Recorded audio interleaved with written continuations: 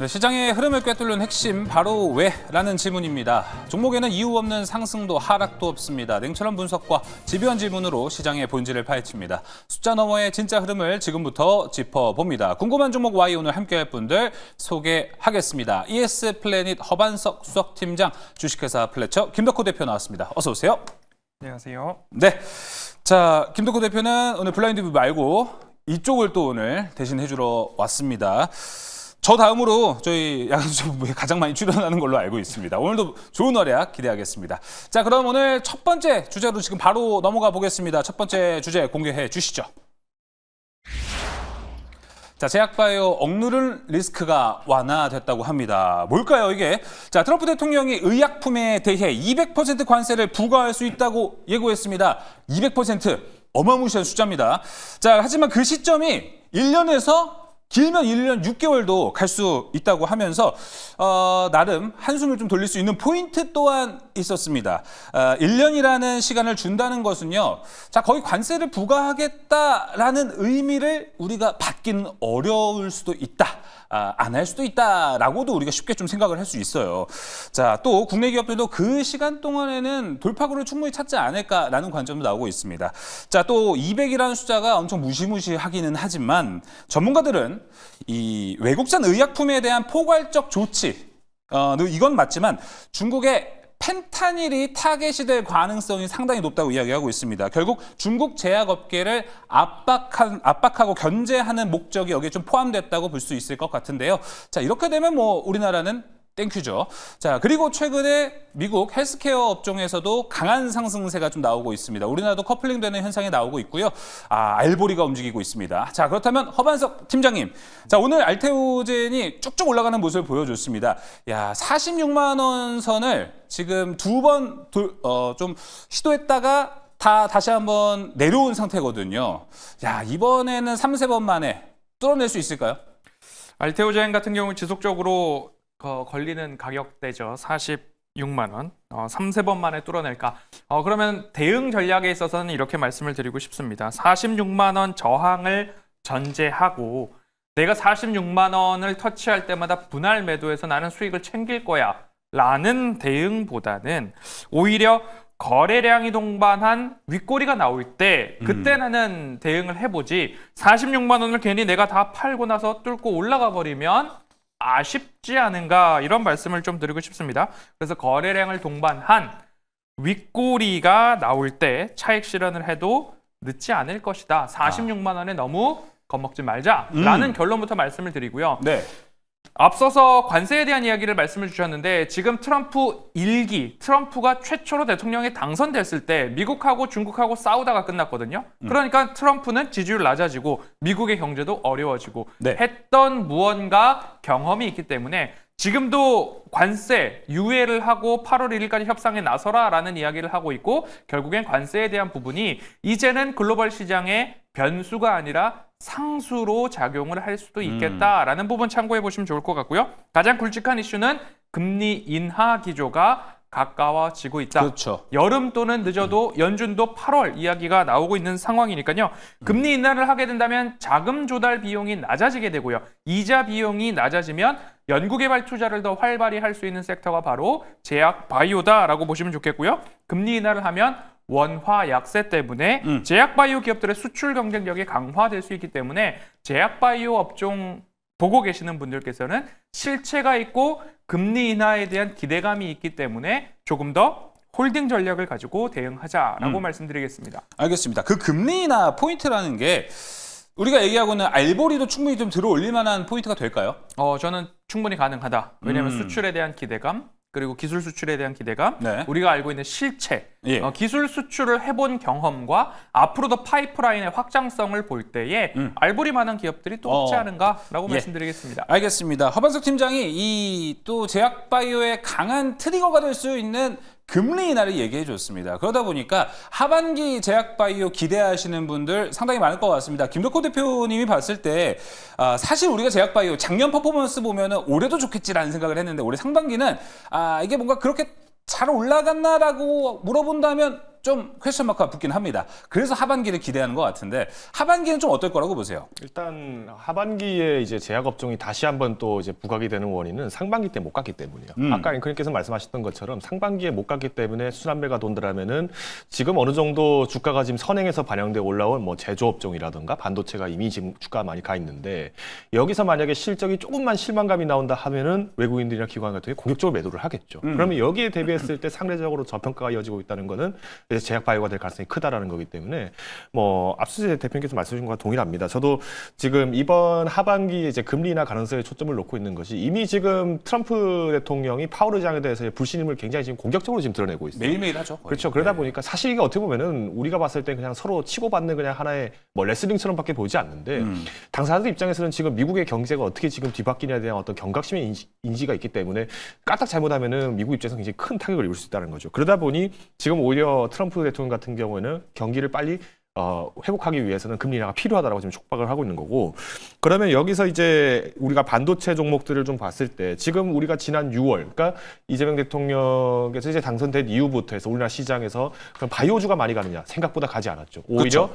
반도체, 제조업, 심지어는 자동차까지도 6월에 갔었어요. 그러다 보니까 이제 매기가 돈다라고 했을 때는 어느 정도 차익 매물이 나올 때 꾸준하게 매집을 해왔던 종목들이 어떻게 보면은 이 제약바이오입니다. 뭐 알테오젠 같은 경우에도 지금 보신 분들 아시겠습니다만은 거의 1년 가까이 지금 기관 수매에서 꽤 오랫동안 유지가 되어 있어요. 그러니까 오히려 지금 우리가 개인 투자자들도 여기서 조금 더 갈 가능성이 있겠구나라고 베팅을 할 수 있는 것처럼 이제 우리가 하반기에 좀 주목을 해본다라면은 금리 인하 그리고 이제 순환매 그리고 마지막으로 최근에 이제 FDA에서 적용을 하고 있는 이 CMPV 프로그램, 그러니까 국가우선 바우처 프로그램을 도입을 하면서 이제는 최종 신약 허가 신청서를 제출을 하면은 과거에 한 1년 걸렸던 거를 이제 한두 달 만에 끝내버리겠다고 지금 얘기를 하고 그렇죠. 있어요. 근데 이게 지금 벌써 6월 중순에 이미 발표가 났어요. 그럼 이제부터 시험대에 올라오고 있는 기업들은 지금 우리나라에서 이미 임상 3상까지 통과를 하고 이제 뭐 적응증 관련해서 지금 또 추가 허가를 지금 요청을 하고 있는 기업들 그리고 중국도 지금 이 CMPV와 마찬가지로 비슷하게 지금 기존에 60일 정도의 그 심사 기간을 30일로 줄이겠다고 지금 얘기가 지금 다시 나왔거든요. 그러면 저는 지금 수출하기 굉장히 좋은 거는 또 어떻게 보면은 제약 바이오들이 될 수 있다라고 판단을 하고 있기 때문에 뭐 지금 바이오 섹터가 아직 없다. 그러면 아직 그래도 바이오 섹터가 본격적으로 움직이지는 않았으니 한 두세 종목 정도는 한번 골라보시는 게 어떻겠느냐라고 말씀을 드리고 싶어요. 알겠습니다. 제약바이오가 본격적으로 움직이지 않았는데 지금 타이밍 어떻게 좀 정확히 판단해야 될지도 되게 중요할 것 같습니다. 김덕호 대표님 추가 질문을 좀 해보자면은 코스피, 코스닥 키 맞추기는 필요한 상태입니다. 근데 코스피가 너무 달려갔어요.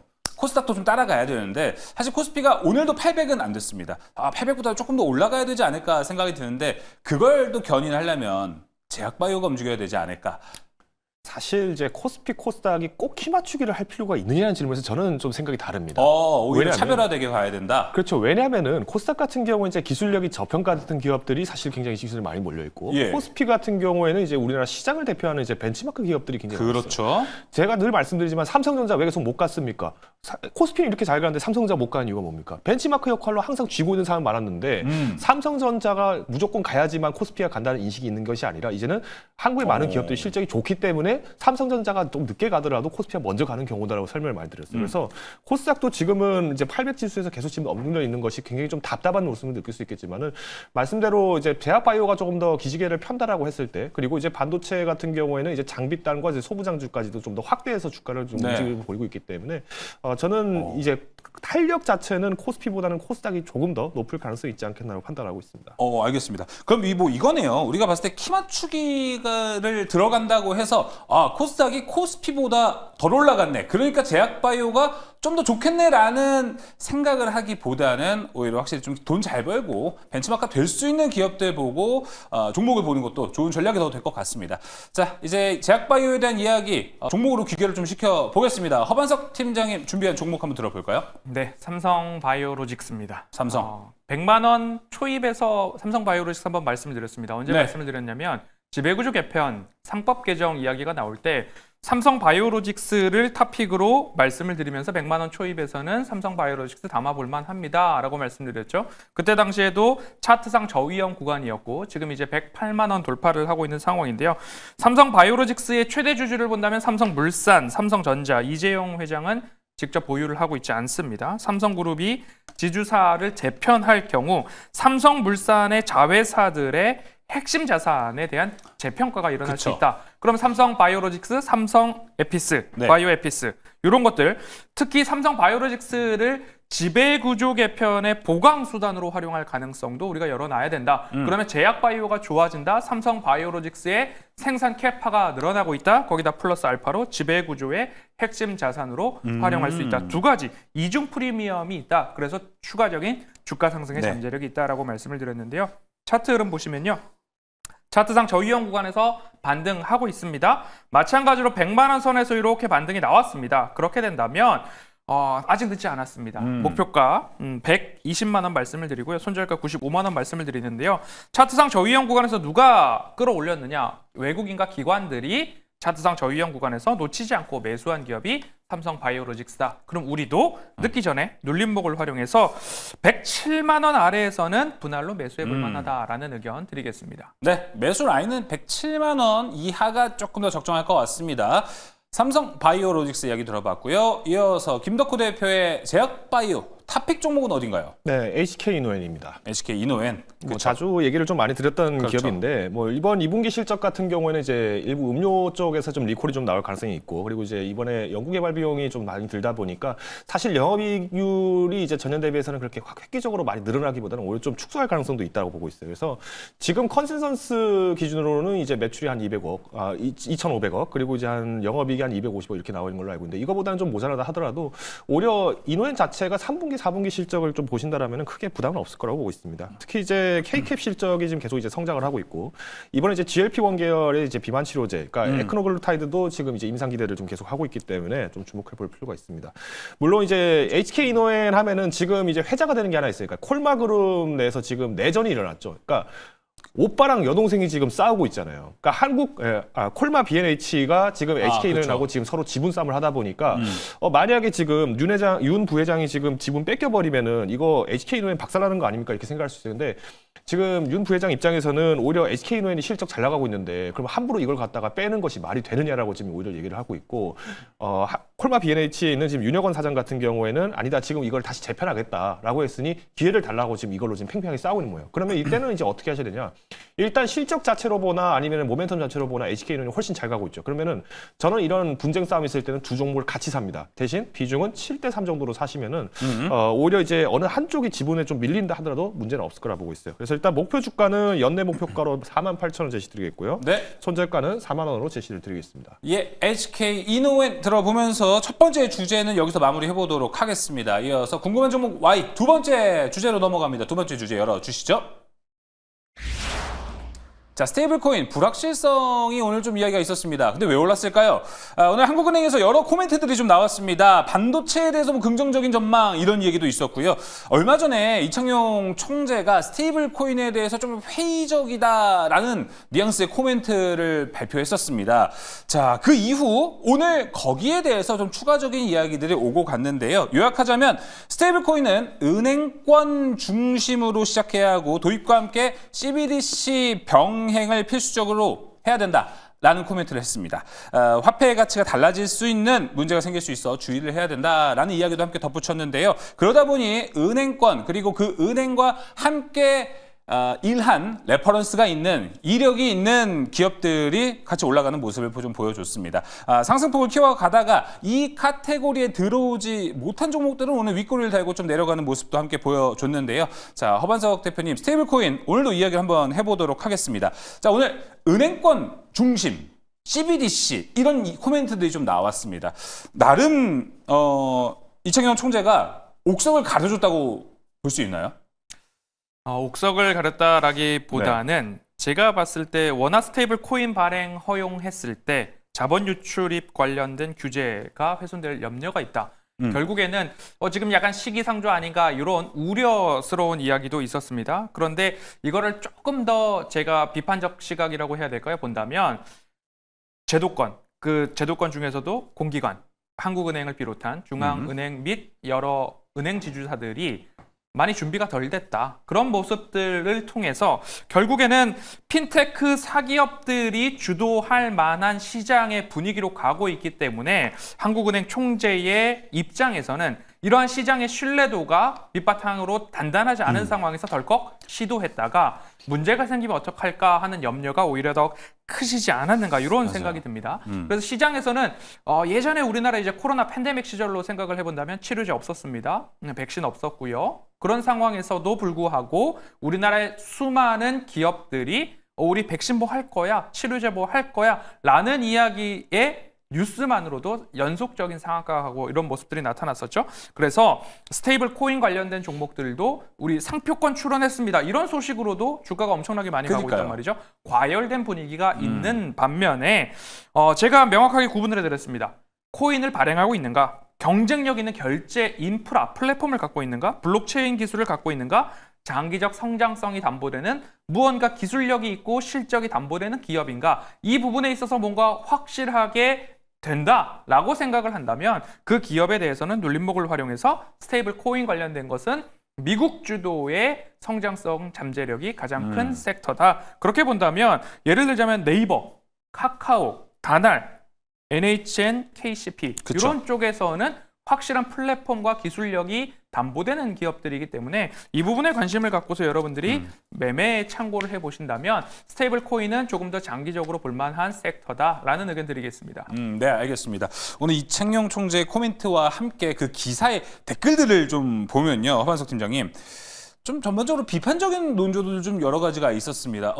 지금 채팅창에도 관료적이다 이런 얘기도 있었고 보수적인 거 아니냐, 좀 열려 있어야 된다 이런 얘기들을 하는데 그 부분에 대한 코멘트 뭐 논평을 해주셔도 좋지만 네.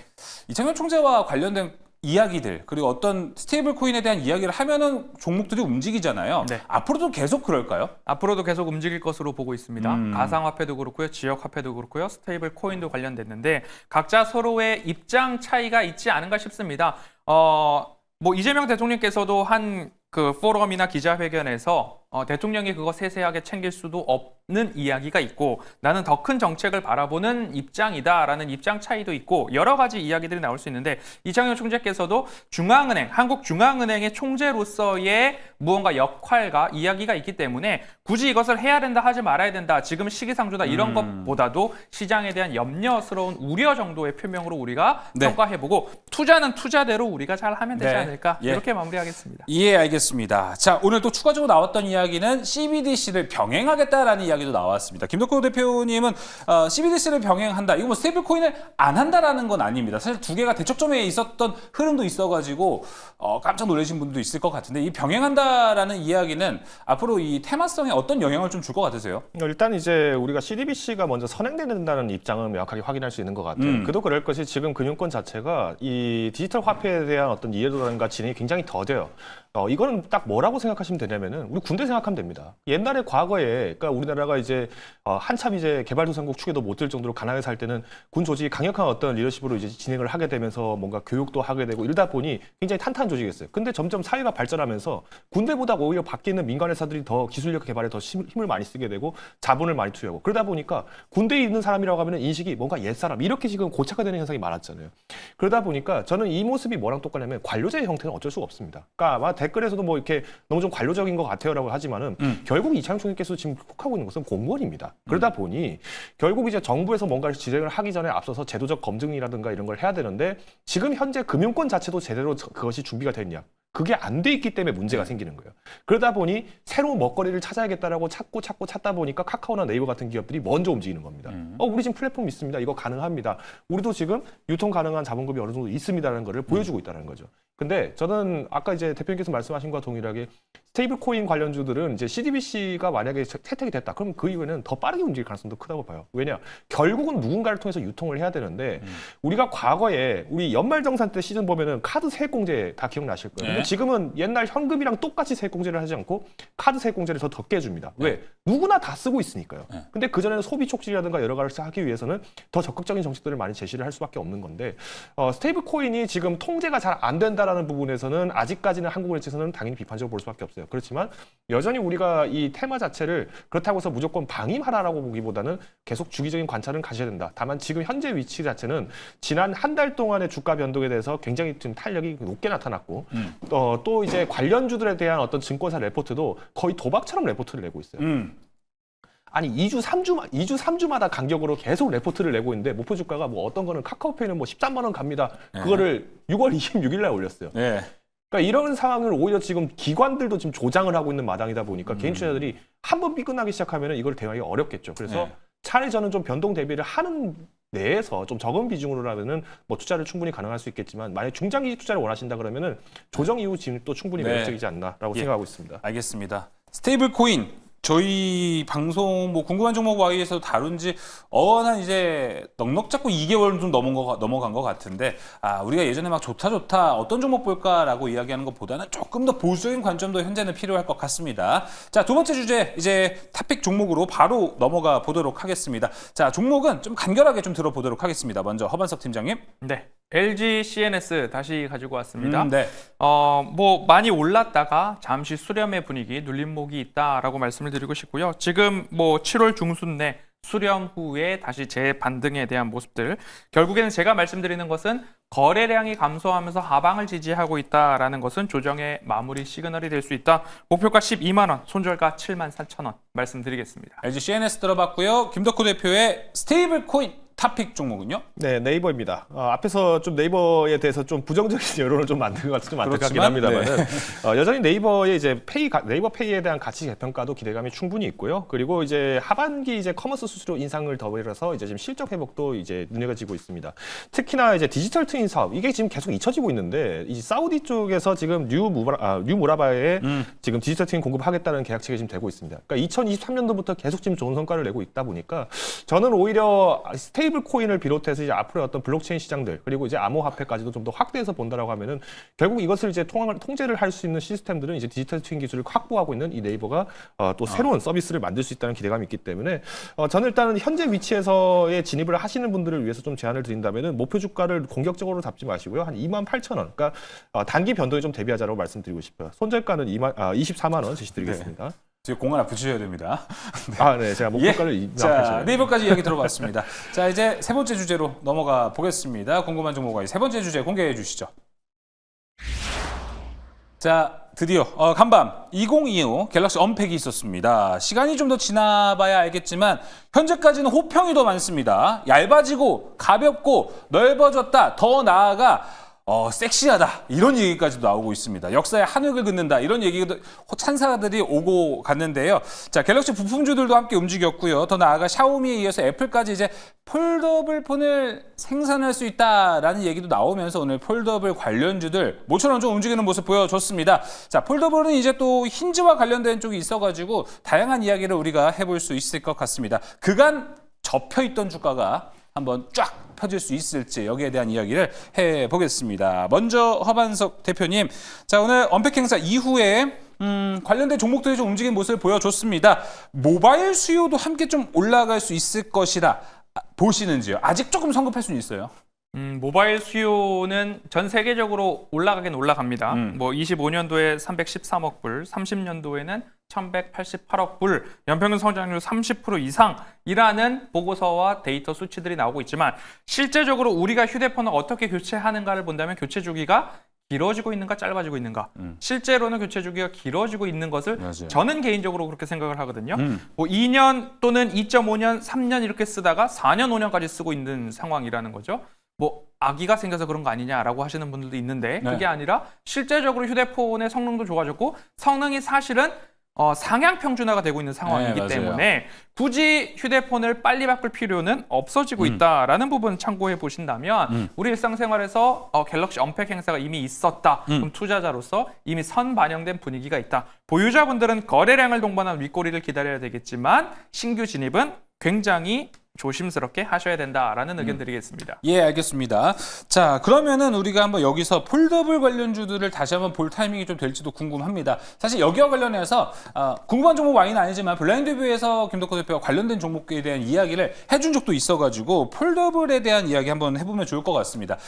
이참에 다시 한번 오를 수 있는 기대감 좀 있습니까? 그렇죠. 일단 뭐 어제 블라인드 뷰에서도 좀 말씀드렸지만은 결국 삼성전자가 먼저 이슈를 터트리면은 뭐 애플이나 샤오미, 오포 같은 기업들이 배가 아플 수밖에 없어요. 그러면 자연스럽게 관련 기술들을 계속 이제 공개를 하려고 할 텐데 핵심은 이제 폴더블 폰 같은 경우는 이제 방수 그리고 이제 힌지 기술을 이제 자체적으로 갖고 있는 그 체인망 있냐 없냐가 굉장히 관건입니다. 그래서 저는 오히려 지금 삼성전자가 지금 이번에 이슈를 만들었던 것에 대해서 물론 이제 모든 게 다 이제 일색호평이다라고 하지만 딱 하나 이슈가 있어요. 문제점이 뭐냐면 가격입니다. 네. 이 가격을 뭘로 문제를 만들 것이냐는데 저는 이게 별로 큰 문제는 안 될 것 같아요. 특히나 우리나라 시장에서에 대한 매출 부분은 걱정이 안 된다고 보는 게 이번에 SK텔레콤이 이제 보상안을 내놨죠. 그래서 기기 이동이나 아니면 뭐 이제 정리되어 있습니다. 통신사 이동을 할 때 네. 미약금 면제를 며칠까지 줬습니까? 14일까지 줬잖아요. 왜? 15일부터는 사전 예약 받잖아요.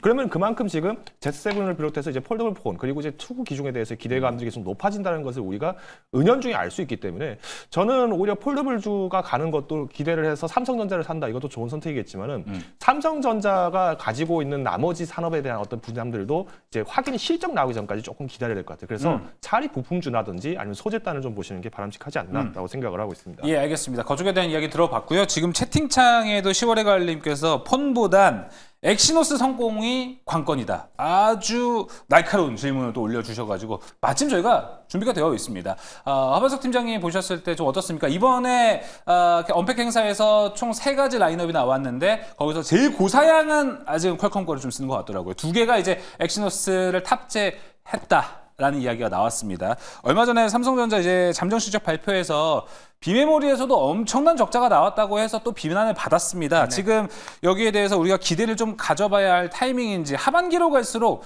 TSMC의 파운드리에서 좀 뭔가 빈틈이 나오길도 기대를 해야 되는데 좀 어떻게 보고 계십니까? 엑시노스를 이제 추정해 본다면 플립 6가 누적 판매량이 281만 대 전후였는데 이를 이제 엑시노스 2500이 모두 다 이제 커버를 한다. 281만 대. 그러면 매출이 약 한 4,500억 원에서 5,000억 원 사이입니다. 그러면 요번에 적자 폭이 한 2조 원까지도 파운드리 쪽에서 나왔다 전망이 되고 있는데 4,500억 원 가지고서 또는 5,000억 원 가지고서 그 적자 폭 모두 다 메우기는 어렵다. 그러니까 단기적으로 엑시노스에 대한 기대감이 삼성의 적자 폭을 많이 메꿀 것이다 라는 기대감은 수치상으로 맞지 않습니다. 그런데 이 엑시노스가 앞으로 더 발전할 것인가? 단기적으로 효과는 있겠지만 당장의 흑자 전환은 시기상조다라는 것이 삼성전자가 이른바 반성문처럼 이번에도 이야기를 했죠.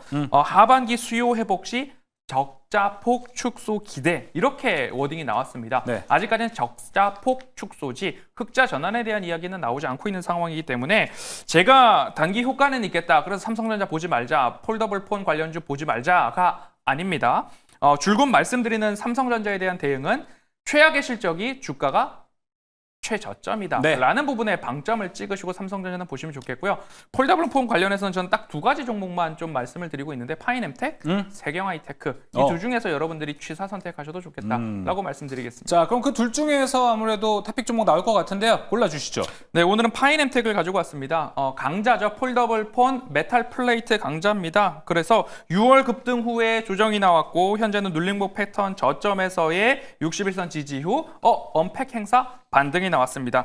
6,200원과 6,300원의 지지가 나오게 된다면 추세 상단 고점까지 여러분들이 한번 도전해 보시고요. 목표가는 7,500원 먼저 말씀드리도록 하겠습니다. 네, 파이nem텍 이야기 들어봤습니다. 이어서 김덕호 대표의 토픽 종목은요? 네, KH바텍 가지고 왔습니다. 뭐 결국에 이제 힌지로 끝나게 될 것이다라고 저는 좀 판단을 하고 있는 것이 이번에 이제 1분기 영업이익이 이제 무려 16% 상승을 했는데 그 원인이 힌지 가격에 대한 단가가 올랐다고 해요. 그러면 지금 1분기 때 판매가 됐던 실적은 결국에는 이번에 하반기에 출시되고 있는 이 Z7에 관련된 제품들도 충분히 기대를 할 수 있기 때문에 크게 어려움은 없을 거다 보고 있고요.